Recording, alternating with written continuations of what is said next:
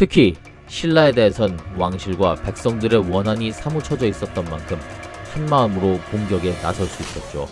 602년 백제 무왕은 암악성을 공격해옵니다. 백제군은 패하고 맙니다. 그런데 백제가 물러가고 나니 숨 돌릴 틈도 없이 이번엔 고구려가 쳐들어옵니다. 이 기회를 놓치면 안 되겠죠.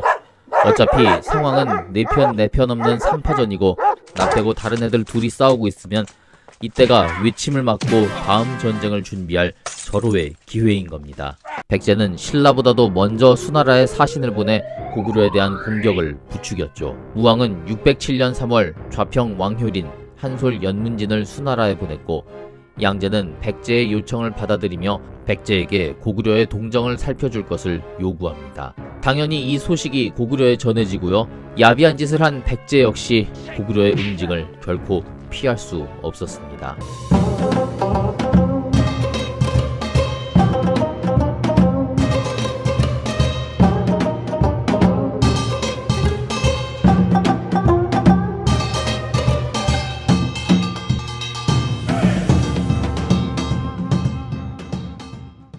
고구려로부터 침공을 당한 이듬해 다시 한번 수나라에 사신을 보내고 이에 양제는 백제는 물론 외해까지 사신을 보내 고구려 침략 문제를 논의합니다. 611년 4월 양제는 탁군의 군사를 집결시킨 뒤 이듬해 1월 직접 군사를 이끌고 고구려를 침공합니다. 이때 수나라의 군대는 113만 3,800명. 현재 우리나라 군대보다도 2배가 넘는 수치입니다. 무왕은 이때 국지모를 수나라로 파견해 그들의 행군 일정을 확인하고 도움을 주기로 약속했습니다. 양제 역시 기뻐하며 상서 기부랑 성류를 백제로 보내 고구려 공략을 상의합니다. 수나라가 고구려 공격에 모든 국력을 쏟아부었던 만큼 백제에 대해서도 이렇게 철석 같은 신뢰를 보냈던 겁니다.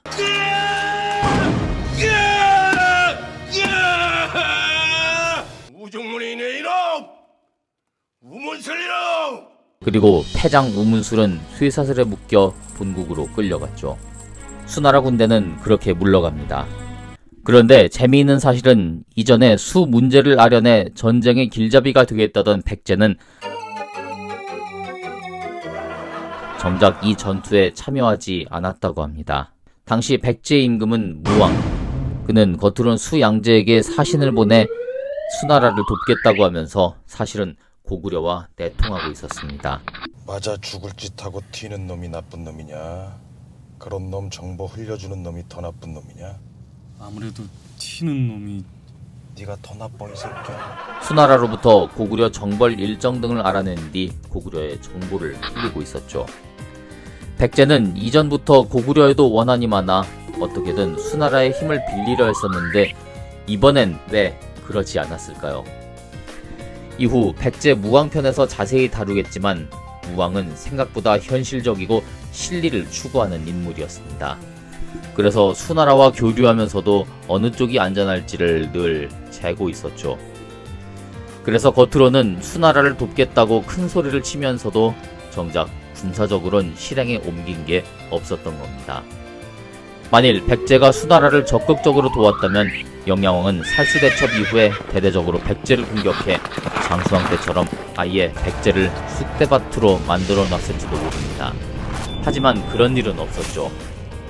고구려 수나라와의 전쟁에 있어 백제가 고구려와 내통했음을 간접적으로 보여주는 것이라 하겠습니다. 수나라와 고구려가 전쟁을 하는 이때 이번엔 백제가 신라를 공격합니다. 거대한 세력 둘이 싸우고 있으니 백제에게는 이만한 기회가 없죠. 신라는 그야말로 여기저기 얻어 터지는 상황입니다. 양제가 고구려를 침공하기 바로 전해인 611년 백제군은 가잠성을 공격합니다. 이때 신라 조정은 내부 사정으로 가잠성에 중앙군대도 보내지 못하죠. 결국 가잠성주 찬덕이 100일을 버티며 싸웠으나 군사와 주민들은 전멸하고 가잠성은 함락당했습니다. 백제는 이후 616년 모산성을 공격하기도 했습니다만 큰 전투로 벌어지진 않았습니다.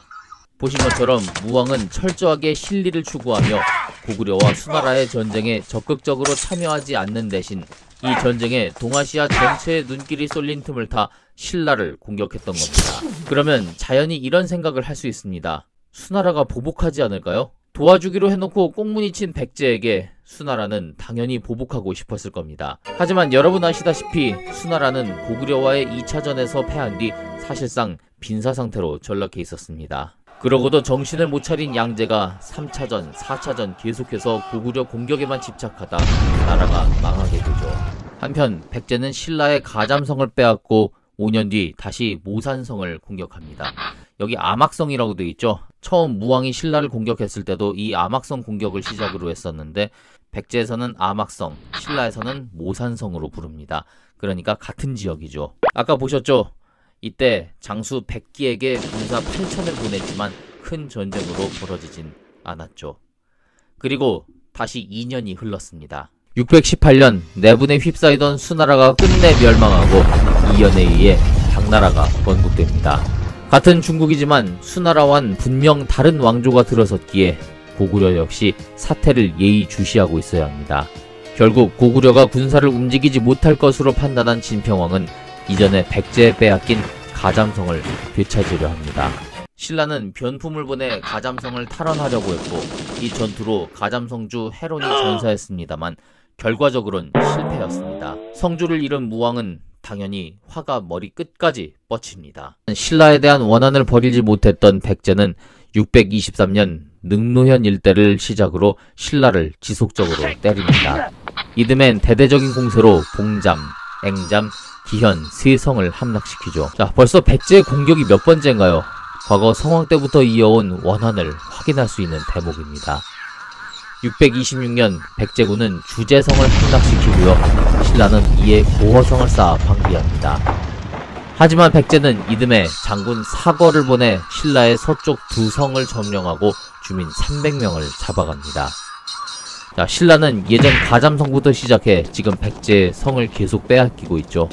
진평왕은 다시 가잠성 수복을 시도해 총력전을 펼쳤고 628년 가잠성을 간신히 되찾게 됩니다. 이후 백제군이 다시 한번 가잠성을 포위하지만 이때 신라군이 잘 막아낸다고 합니다. 보시면 신라는 계속 얻어 터지고 있죠. 마지막에 가잠성을 되찾고 백제의 재공격을 막아낸 것 빼놓고는 사실상 연전연패입니다. 군사력의 차이도 있겠지만 과거 성왕에 대한 백제의 원한이 대단히 컸고 그로 인한 사기가 높았음을 보여주는 겁니다. 사실상 집착에 가까운 공격이었죠. 반면 신라는 주변 상황을 고려하지 않을 수 없었습니다. 군사적인 반격도 있었지만 외교전에 기대지 않을 수가 없었죠. 진평왕이 이 상황에서 백제에 대해 대대적인 반격부터 시도한다면 이 틈을 타 고구려가 언제 쳐들어올지 모릅니다. 삼국 관계가 참 복잡하죠. 일단 신라는 백제를 치기 전에 여기부터 막아놔야 합니다. 진평왕은 625년 당에 사신을 보내 고구려가 자주 길을 막아 당나라에 인사드리러 못 가게 하니 고구려 좀 막아달라며 요청합니다. 이런 요청이 들어올 때 이전에 수양제는 곧바로 고구려를 공격했었죠. 당 고조는 고구려에 사신을 보내 신라와 화친할 것을 권고합니다. 접근 방식이 수나라와는 사뭇 다릅니다. 마침 이때 고구려의 임금도 영유왕이었습니다. 형 영양왕과는 달리 온건주의자였죠. 영유왕은 고조의 권고를 받아들여 신라에 대한 공격을 자제합니다. 자, 이렇게 해서 고구려의 위협 요소를 제거한 진평왕은 백제에 대해 보복전을 준비합니다. 하지만 과거 고구려가 수나라에게 그랬듯이 신라에 대해 선제 공격으로 맞섰죠. 자, 다시 중국으로 갑니다. 626년 당시 당나라에서 과거 수나라 때와 비슷한 정변이 일어납니다. 고조의 아들 이세민이 정변을 일으켜 형제를 죽이고 아버지 고조를 위협해 황위에 앉은 것이었죠. 고조에 이어 태종 역시 형식적으로나마 삼국의 화해를 권고합니다. 이에 무왕은 일단 당에 표문을 올려 전쟁을 하지 않겠다고 약속합니다. 하지만 그러면 백제가 아니죠.